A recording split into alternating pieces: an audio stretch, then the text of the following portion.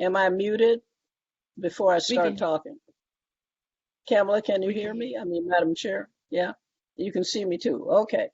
Well, I'm happy that you asked me, although it was very difficult to figure out a schedule where I could be on. And I won't take up more time than I'm supposed to, even if it seems that I'm wandering in what I say. I did submit written testimony, and I get to see my good friend, Dr. Amos Brown.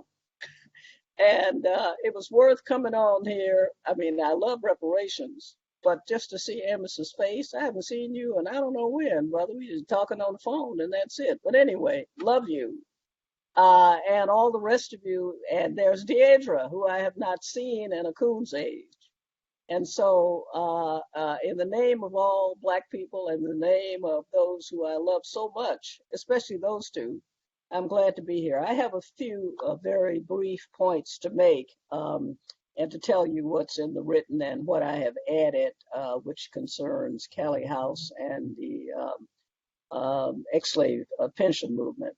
First of all, what I'm about to say comes basically from my own experience from the Callie House book that I wrote, My Face is Black is True, and the research on her, and the book that I am is forthcoming from the University of Illinois Press that I did with V.P. Franklin and Sundiata Cha Choi, which is on reparations and reparative justice. And the rest of it is just whatever comes into my head as I'm talking. But it's important. This is a great subject. I admire all of you for what California has done in sanctioning a task force to figure out whether there should be a study. We haven't gotten that far on HR 40 yet, although in some other communities we've done a bit more than that.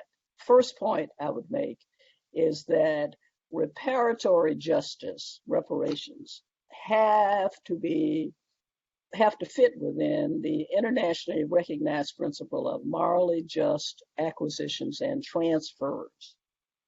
And that must be applied to the conditions of Black folk, African Americans in the United States.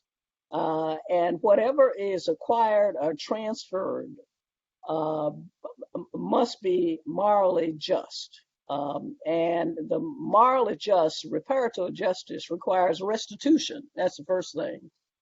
Recognition, restitution for the loss of personhood, property, and lands. And it includes also looking at the damage that's done, which is what you will be doing, I assume, on the inquiry in California, as is done in other places, to people and places in pursuit mainly of financial profit.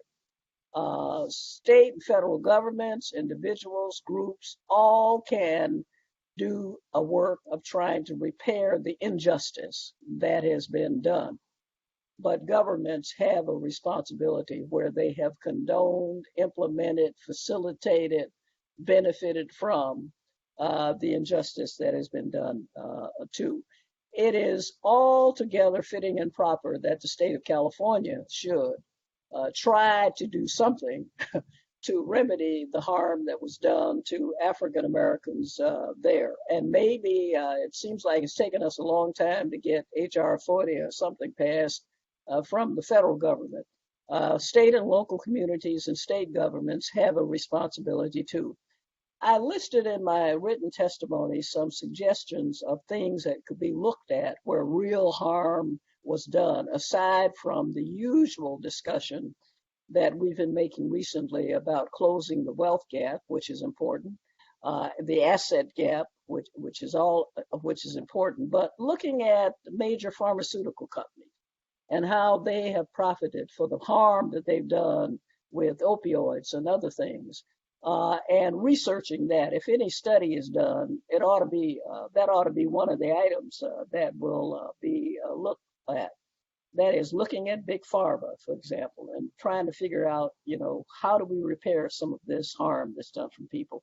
There's a reparation superfund idea and student loan debt because of the harm that I described of people getting student aid and having all those loans and going to institutions that do not educate them and do not provide the benefits that they promise that they're going to give to them, with a net loss of what little bit they had before they ever went to take these courses. They have been victimized, and students have been victimized by education departments, not only at the national government, but at the state level, where they have refused to exercise due diligence and do what they should do so that these students could not be taken advantage of.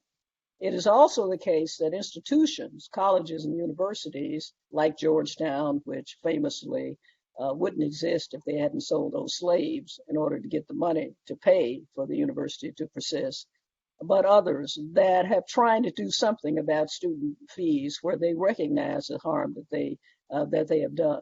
Some public universities are trying to figure out how to get reparations funds to take care of the harm. That in fact, I would think that students in California, universities in California, the state ought to be doing something, and that should be one of the subjects that should be there. The other thing is that I often say when I speak at universities in California and colleges that a lot of people do what free Negroes had to do during slavery, which is you paid taxes to support public universities, but your children couldn't go to them. You paid taxes to support public schools, but your children couldn't go to them because they were black. And so here you were paying twice. You've got people, and I've spoken at some of these campuses in universities where their kids can't get into the University of California any place, or they can't go to any place where it'll do them any good, or if they go to one, they can't get in the programs that they would like to major in because of the number of students that are there. And so they end up going to private, what I call moderately prestigious private universities, where they pay a whole lot in tuition and fees and everything else, but their parents are paying taxes to support the public universities and the public colleges in the state to which other people are able to go. Many of them also in California, and I've talked to lots of people where this is the case, send their children out of state to places. Just like in the old days of segregation, the states would pay in Alabama, Tennessee, and so on for black folk to go out of state to go to school somewhere where they didn't have something in the state to get rid of them and because of race. Here we're talking about blacks having to pay twice, pay taxes in California, and then send their children out of state to go to school so that they can get a decent education. I think that all of these issues, testing industry has done enormous harm to black people. I detailed some of it in my paper. I served for a number of years, among all the other things I served at, the advisory board of the Educational Testing Service. And we concluded over and over again that standardized tests should not be used as the only way of figuring out who should be admitted to a particular program or an institution, because standardized tests give you some information, but they don't give you the information you need. It is horrible that you have things like happened in San Francisco and in New York City and other places. In Philadelphia, we have the same problem, where black kids can't get into elite, even high schools, based on this standardized test score tyranny. And it's also the case that many folks can't get into colleges and universities and professional schools, law, medicine, so on. Since Bakke, it's even worse, because of standardized test scores. And I have written letters of recommendation for students, white students, black students, Latinos, Asian Americans, who did poorly on standardized tests, but who were very smart and had been in my classes and all that, and gotten them into institutions of higher education where they would not have been admitted based on their test score. So I think that there ought to be some kind of investigation of all of that too. These are areas that I hope you look at among anything else, if this study gets off the ground, as I hope it will, about reparations. Now, Callie House. The important thing about Callie House and the ex-slave pension movement is not only the details about her being a black woman who had been a slave, organizing a protest and a movement which had, according to the federal government that hounded her until they put her in prison for organizing, had over 300,000 members who were paid dues. The dues were cheap, like 25 cents a year, but they paid them. And they were members, and they were people who had been slaves. And she managed to do this with only a grade school education and being a washerwoman and having been a slave, just like a mama was a slave and so on.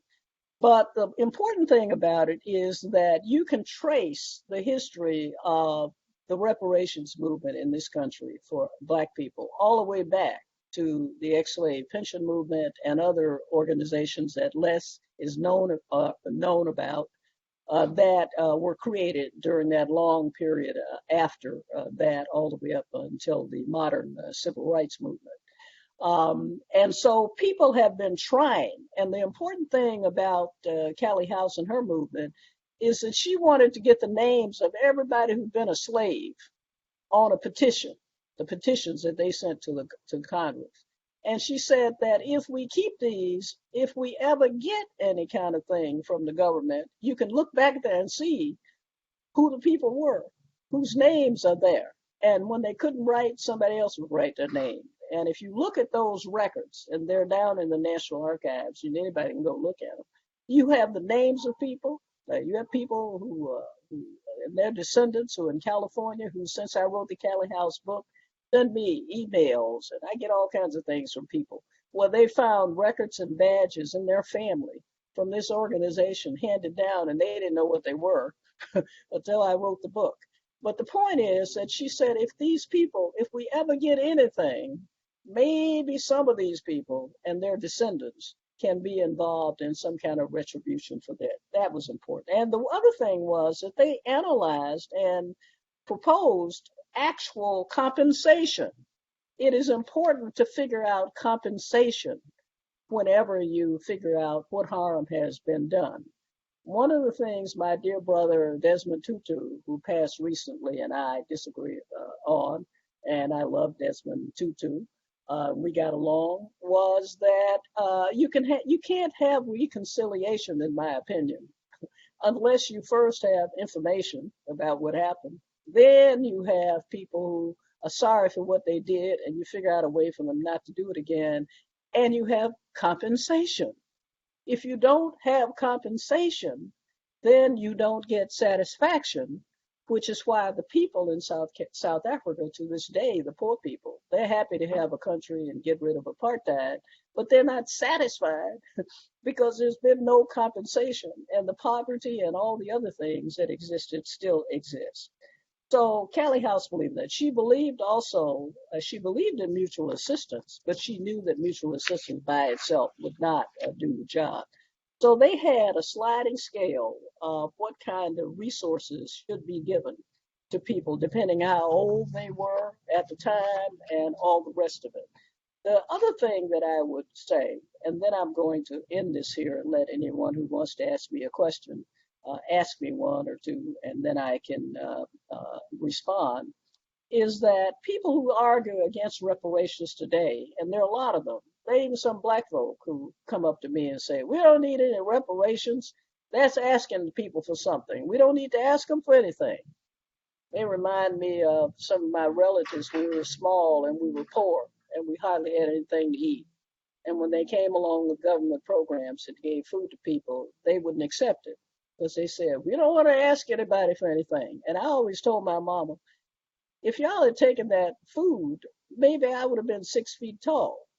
And here I am, a little old itty bitty thing, and I don't like not being tall, and because I can't see over anything, and people push me out of the way, and I said, why didn't you take that food? Well, we don't need to ask anybody for anything. Well, okay, they didn't ask us when they took everything from us, but anyway, people who argue against it should remember then when Callie House led the pensions demand and went to prison for it in 1917.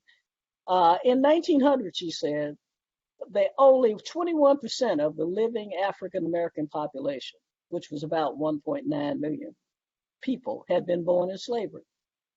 And if we had given reparations then, which is what they asked for, then the problem would have been solved. But oh no, did you hear what I said? Only 21%, about 1.9 million people have been born in slavery. And now we're this far from slavery, and we've perpetuated the injustice all these years. And the question is, are we going to intergenerationally just keep on pushing it on down the road, pushing it on down the road? And that's all I have to say. And all of you know more than me because seeing who you are. But I hope that that gives you some help. Thank you.